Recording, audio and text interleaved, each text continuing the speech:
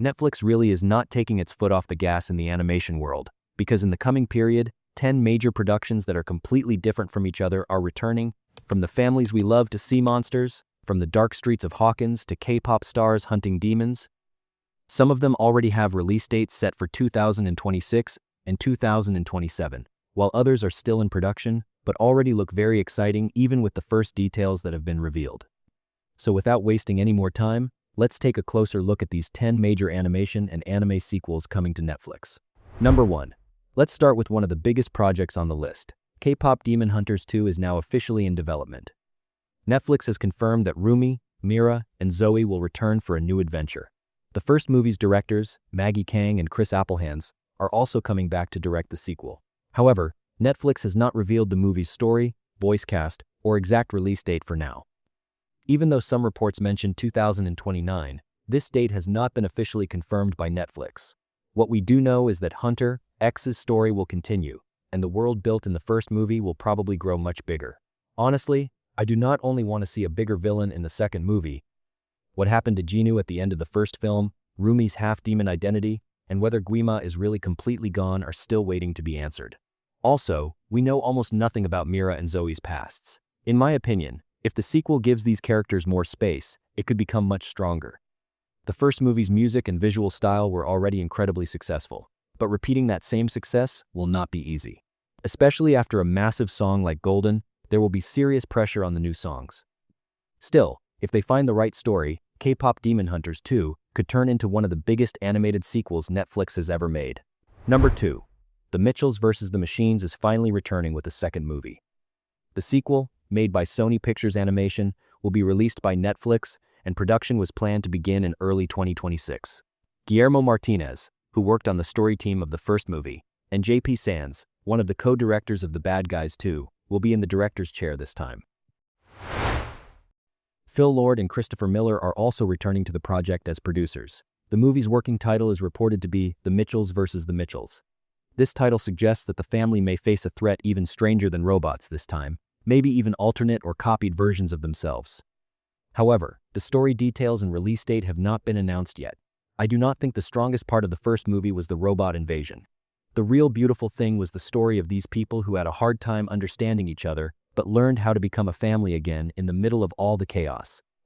The relationship between Katie and her father Rick gave the movie a truly emotional center. That is why it will not be enough for the sequel to simply show bigger robots and crazier action scenes. The new movie will work much better if it can protect the change inside the family.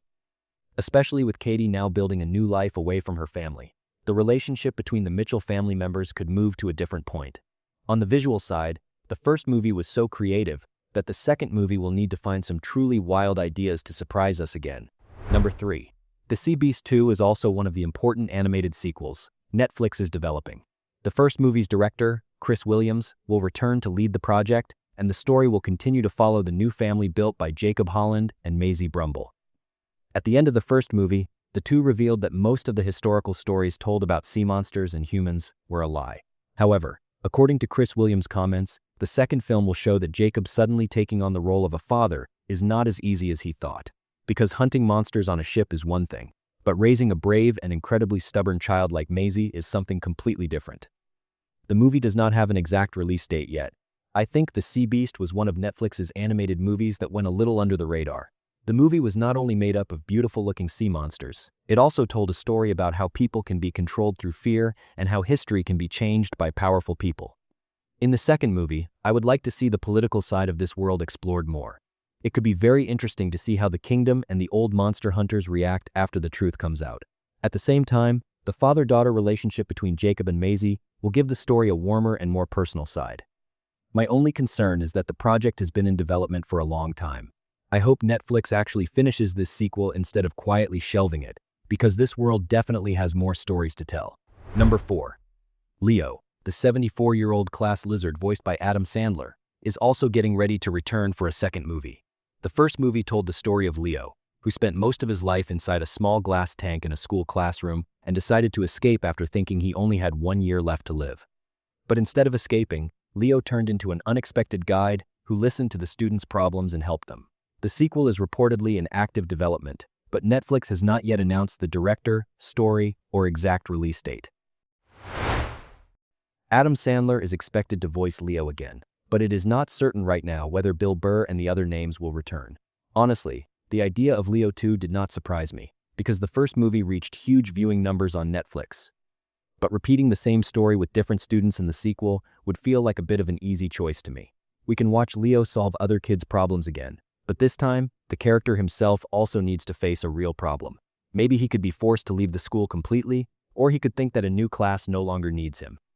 Adam Sandler's comedy style really fits this character, and the musical side of the movie was more fun than I expected.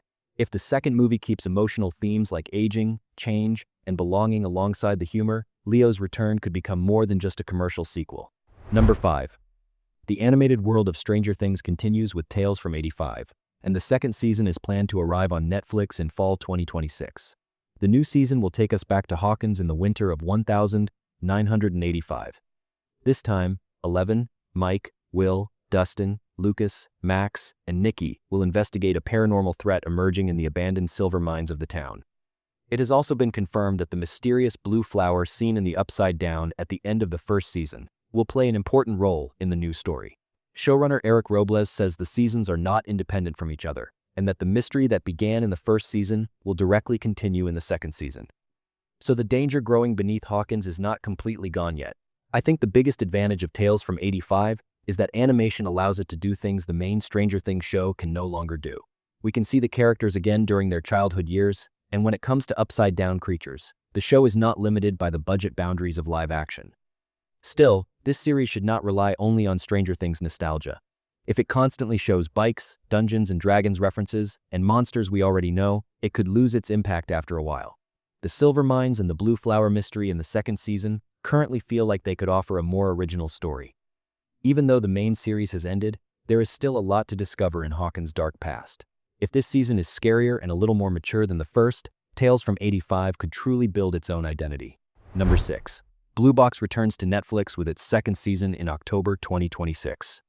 The story will continue to follow the slowly developing relationship between Taiki Inamata, who plays on the badminton team, and Chinatsu Kano, the star of the basketball team. After Chinatsu's family moved overseas and she started staying at Taiki's house, the physical distance between them became smaller, but openly expressing their feelings was still not easy. According to the first information shared by Netflix, Taiki and Chinatsu will grow closer and closer in the second season. Along with that, sports competitions, Taiki's effort to improve himself, and where Hina stands in this complicated relationship will also be important parts of the new season. What I like about Blue Box is that it does not separate the romance from the sports story. Taiki does not only need to find the right words to get closer to Chinatsu, he also needs to work toward his own goals and become someone who can stand beside her. This makes the relationship a little more meaningful than a simple high school romance. However, in slow-burn romance anime, sometimes a single sentence the characters need to say can be delayed for an entire season. I hope the second season does not fall into the same trap. I want to see real progress in the relationship between Taiki and Chinatsu. It would also be much better to develop Hina as an independent character with her own feelings and goals, instead of using her only as the third person coming between them. Number 7. Sakamoto Days will return to Netflix with its second season in January 2027, and this time, the story will move into a much more dangerous place. Former legendary assassin Taro Sakamoto and Shin, who can read minds, will infiltrate the assassin training institution called JCC to gather information about the mysterious X, also known as Slur. At the same time, Order members Nagumo, Shishiba, and Osaragi will face an unexpected attack while going to Kyoto for a mission. The new season will also reveal in more detail what Sakamoto, Nagumo, Rion, and Slur experienced in the past. That way, the bigger conflict that was kept in the background in the first season will finally start moving into the center of the story. To me, the most fun part of Sakamoto Days is that it shows an incredibly dangerous assassin as a calm family man and small shop owner. In one scene, he can be helping customers at the store, and a few minutes later, he can be thrown into a completely insane action sequence. But the second season should not settle for only bigger fights. The conflict between Sakamoto's past and the peaceful family life he is trying to build is the real strength of the story. Slur's connection to the past and the truths we will learn about Rion could emotionally challenge the character. I would also like the animation quality to be pushed a little further, especially in the action scenes, because the manga has a very powerful sense of movement, and if it is adapted properly, the second season could become one of Netflix's best action anime. Number 8. Delicious in Dungeon, also known as Dungeon Meshi, will return to Netflix with its second season in October 2027. The first season followed Laios, Marcel, Chilchuk, and Senchi's journey into the depths of the dungeon to save Phelan. However, bringing Phelan back led to consequences much more complicated than they expected, and the team now has to struggle not only with monsters, but also with the effects of dark magic and the true master of the dungeon. In the second season, while the mission to fully save Phelan continues, the consequences of the ancient magic used by Marcel will be felt more strongly. With the elf team known as the Canaries becoming more deeply involved in the story, the world and political side of the adventure will also grow. Honestly, at first glance, the idea of they cook and eat the monsters they find in a dungeon may look like a one-episode joke. But Delicious in Dungeon manages to turn this idea into a real world-building tool. Every creature's way of life, the ecosystem of the dungeon, and the meals being prepared actually tell us something new about the story. I think the tone will move to a much darker place in the second season, and that is exactly where the series will become even more interesting. Still, waiting until 2027 is a really long time. Even so, it may be better for the animation team to work without rushing, because the second half of this story contains much bigger events, and if it is adapted properly, it could be even more impressive than the first season. Number 9. Blue Eye Samurai is leaving Japan in its second season. Mizu will take Abijah Fowler with her and set off for London to find the two white men who could be her father. In the new season, Mizu will face both new enemies in London and the darkness inside herself. The Japan side of the story will also continue, while Akemi and Taigen fight their own battles inside Edo Castle under the rule of a dangerous new shogun. Ringo will try to find a new purpose in life. Netflix confirmed that the second season is in production and released the first images, but an exact release date has not been announced yet. Industry sources point to 2027, but for now, we cannot accept that as an official date. Among the projects on this list, Blue Eye Samurai is definitely one of the ones I trust the most. The first season was not just a beautiful-looking animation. It told a truly powerful story about revenge, identity, hatred, and how a person sees themselves. Taking Mizu to London could also be a very smart decision. In Japan, Mizu was seen as an outsider because of her appearance, and now, among people who look like her, she will still be completely foreign. This could create a much deeper conflict around her identity. My only concern is whether they can create enough balance between the characters in Japan and Mizu's story in London. But if the writing and visual quality from the first season are preserved, I definitely think the second season will be worth the wait. Number 10. The second stage of Steel Ball Run will begin on Netflix on the 25th of September, 2026, and a new episode will be released every Friday for a total of 11 episodes. The story follows a massive cross-country horse race set in 19th century America. Former jockey Johnny Joestar and the mysterious Gyro Zeppeli move across North America to win the $50 million prize, but they slowly begin to realize that the race is not an ordinary sports event. In the second stage, the two will enter a brutal desert crossing of about 750 miles and the dangerous area known as Devil's Palm. Important characters like Mountain Tim, Hot Pants, and the President of the United States, Funny Valentine, will also become more strongly involved in the story with this part. Steel Ball Run is seen by many JoJo fans as one of the best parts of the series, and it is not hard to understand why.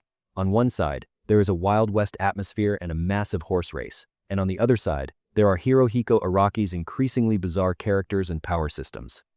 To me, the most interesting point is that Johnny is not a perfect hero in the classic sense. His problems, selfishness, and desire to walk again make him a much more complex character. His relationship with Giro also forms the heart of the story. I do think the weekly release system will be a little difficult for impatient viewers. But if the animation quality and horse racing scenes meet expectations, Steel Ball Run could become one of Netflix's biggest anime events of 2026. As you can see, Netflix is going to welcome us with a very crowded and exciting schedule on the animation side in the coming years. So which one is your favorite on this list, and which production will you watch immediately on the day it comes out? Do not forget to share all your thoughts and theories with me in the comments. I will read all of them. Also, please subscribe to the channel, turn on notifications, and support us by liking the video so you do not miss the latest news from the world of movies, shows, and Netflix. Thank you so much for watching, and I'll see you in the next video.